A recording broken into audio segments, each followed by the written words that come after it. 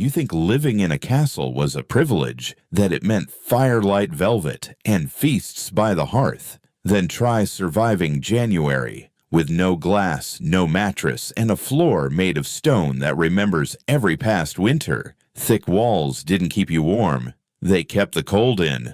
Doors didn't seal. Wind bled through every crack. There were no rugs, just slabs that burned your feet with frost. And fire. It only warmed the front of you. Your back still froze in silence. In here, people didn't survive because they were noble. They survived because they knew how. With old cloth, hot stones, thick porridge, and human breath. Because living in stone wasn't about status. It was about memory. Technique 1. Wall drapes and wind curtains. The stone didn't care. It didn't warm. It didn't flex. It just stood there, silent, frozen, draining the life from anyone who leaned too close. That's why they covered it. Not for beauty. For survival. In medieval castles, walls weren't lined with luxury. They were draped like wounds, patched with whatever held warmth. Old cloaks, burlap sacks, sheepskins. In noble halls, it might be tapestries, hunts, saints, battles. In servant quarters, just rags stitched together and nailed to stone. Every inch of fabric mattered. It wasn't art, it was armor. Historical inventories from 14th century England, Bohemia, and France mention a winter increase in wall hangings. Tapestries doubled. Curtains were stretched under ceilings, across corners, even over stairwells. Some were soaked in wax or tallow to trap heat better. Even moss was stuffed into cracks. Because when you sat near a bare wall, you didn't just feel cold. You lost heat, like blood dripping from a wound you couldn't see. Modern reflection. Today, curtains are decor, soundproofing, mood lighting. But in the Middle Ages, they saved lives. They weren't soft furnishings. They were soft barriers. Desperate handmade and cold to the touch. And they worked. They slowed the air, stilled the drafts, held back just enough warmth to sleep without shivering. You didn't hang a tapestry to show your wealth. You hung it to stay alive through February. So the next time you close a blackout curtain, ask yourself, if the power went out and the frost crept in, would you know where to hang the cloth? Because in a stone castle, a bare wall wasn't neutral. It was the enemy. Technique 2. Triple-layered head wraps and foraged earplugs. The wind didn't just bite. It pierced. It curled into your ears and stole the heat straight from your skull. So they sealed the head first. A medieval peasant didn't leave the hall without 3 layers wrapped around their head. Linen coif. Soft, close to the skin, absorbing sweat woolen cap. Thick, itchy, insulating, fur-lined hood. Trailed down over shoulders and neck, sometimes stitched from sheepskin or fox. But it didn't stop there. For the ears, where blood vessels sat close to the surface, peasants packed twists of wool, bits of felt, or even dried grass to block the wind. It wasn't comfortable, it was necessary. Portraits and remains from Herjolfsne's graves in Greenland show hoods with long tails, padded ear flaps, and layered stitching. These weren't fashion, they were function. Every thread meant one more breath that didn't leave your body.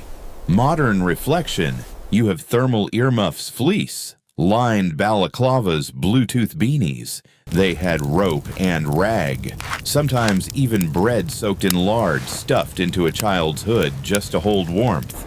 In storms, even knights bound cloth over helmets, not to soften the blow, but to fight the cold that crawled in from the steel. Because once your head gets cold, your body follows. You don't think straight, you don't feel your fingers, and you don't last long. In the dark months, warmth wasn't just wrapped around the heart, it was tied around the skull. Layer by layer, knot by knot, until the wind couldn't find a way in. Technique 3. Roaster and ember bowls. There was no central heating, not even enough firewood for every room.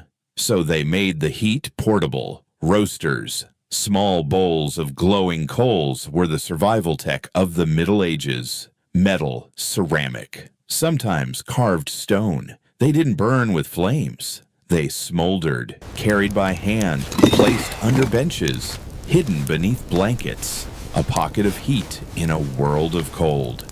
You filled it from the hearth, covered the coals with ash, set a lid, then placed it beneath your feet, or between your thighs, or under the table while you ate. It didn't warm the room, but it warmed you. Historical records from Prussia and Bohemia describe clay bowls nested inside iron cages like early fireproof thermoses. In Russia, warm stones were wrapped in wool and sewn into sheepskin sacks, then tucked into beds before sleep. Servants fought over them. Guards shared them during night watch.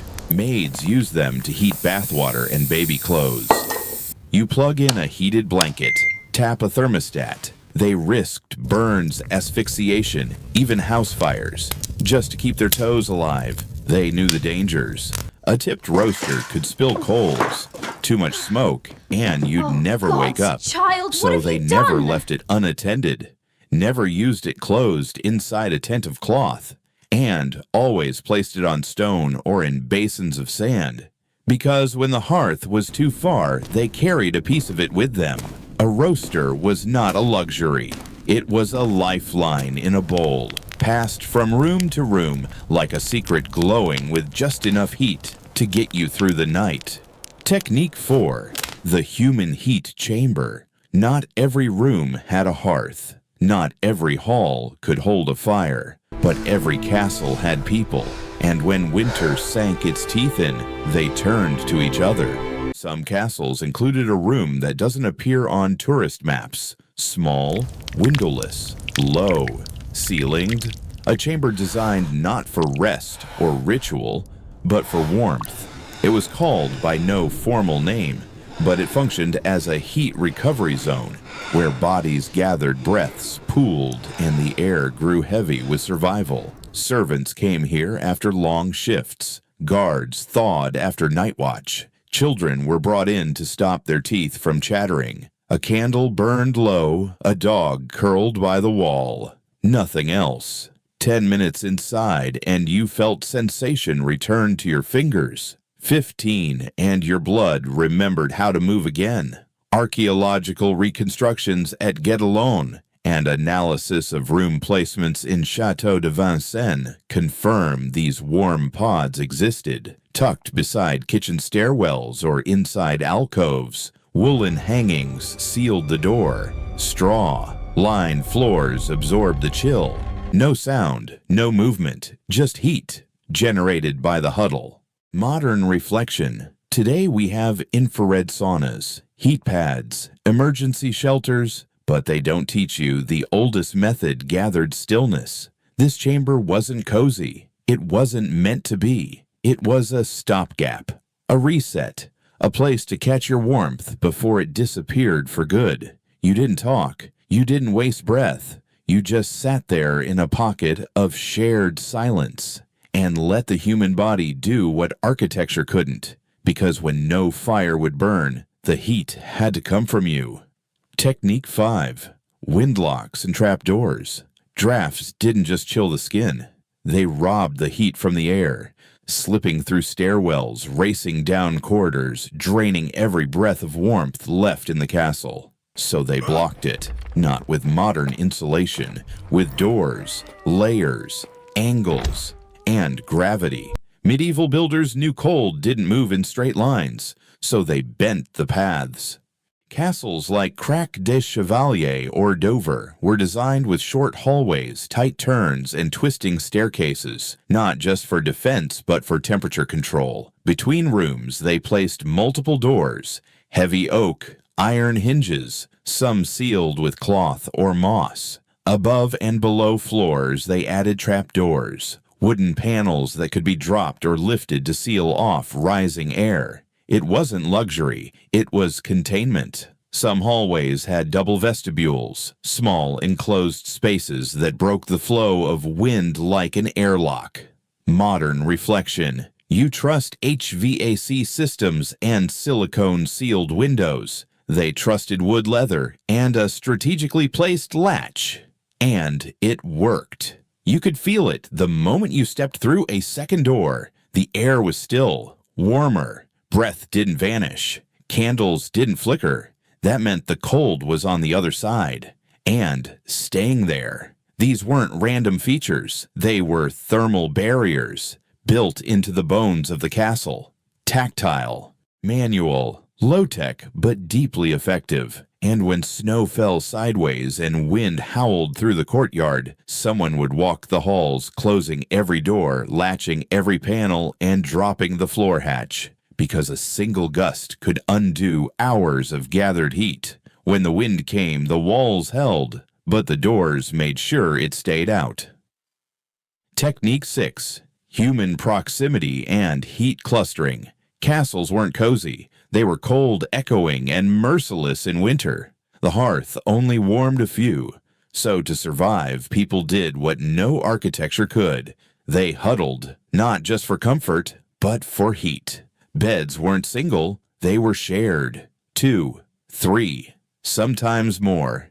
Servants slept with servants, pages with squires, mothers with children. Even nobles shared sleeping quarters with dogs, bodyguards, and maids of honor, because in the dead of winter, heat wasn't private, it was pooled. Historical records from Windsor Prague Castle and 14th century France show this clearly. One bed, multiple occupants, no shame, only strategy. The body became thermal mass. One curled figure could raise the temperature of a confined space by several degrees. Add a wool blanket, a fur cloak, a dog at the foot of the bed, and you just might make it to morning. Modern reflection. Today, co-sleeping is debated. Back then, it was mandatory survival. There were no personal bubbles, only shared breath, layered wool, and the slow accumulation of warmth from skin and lungs. Even the dead weren't moved at once. In some accounts, a body was left in the room, not out of ritual, but because it still radiated heat. There was no division of rank when frost set in. Just a single rule: closeness is survival. So the castle didn't empty in winter, it shrank. People, animals, warmth, pulled inward, into kitchens, hallways, corners, straw piles, cloaks. Because no matter how thick the stone, what saved you wasn't the wall, it was the warmth beside you. Technique 7. Volcanic heat stones. Under the chair, stones don't just hold cold, they trap heat for hours. In regions near dormant volcanoes, southern France, Iceland, parts of Germany, people learned to use the land itself as a survival tool. They chose stones with low density and high thermal mass, often pumice or basalt, to create portable heat banks. The process was crude, but brilliant. Heat the stone in the hearth until glowing. Remove it with tongs or wrapped cloth. Place it under a wooden chair inside a basin of ash or sand. Sit. Let the warmth rise. Slow, steady, bone deep. In wealthier castles, records mention chairs with hollow bases designed to house these stones discreetly beneath the sitter. Others use ceramic pots lined with wool to store the heat and prevent burns. It was silent, efficient, and dangerously underrated. Modern reflection. You have radiant floor panels, smart thermostats. They had lava rock from last century's eruption. And it worked. One heated stone could raise the perceived temperature of a small space by several degrees. Placed at the foot of a bed, it helped children sleep through the night. Tucked into a bundle of straw, it kept food warm until morning. Used correctly, it extended life by just enough degrees to matter. It didn't glow. It didn't flicker. It just radiated. From beneath your chair, a quiet reminder that survival was sometimes geological, because when the fire was gone and the body couldn't give more, the earth still remembered how to be warm. The stone didn't care if you were noble or nameless. It didn't care how strong you were or how long you prayed. It only remembered cold and passed it into you. That's why they survived, not with wealth, not with firewood, but with memory. the memory to hang cloth before heat escapes, to nest bodies like animals, to eat what fuels, not what pleases, to seal doors, to save breath, to share warmth even when dignity froze. They didn't have options. They had solutions, honed through frostbite, shared across generations, and those solutions weren't elegant. They were effective. Today, we insulate with technology, but when power fails, when fuel runs dry, old knowledge becomes new survival, because warmth doesn't start with gear. It starts with what you remember to do when it matters. So ask yourself, if the heat went out tonight, would you know where to sit, what to eat, who to huddle with, or would a medieval peasant, armed with wool, stone, and instinct, outlast you? Subscribe, because memory like fire only stays alive when it's passed on.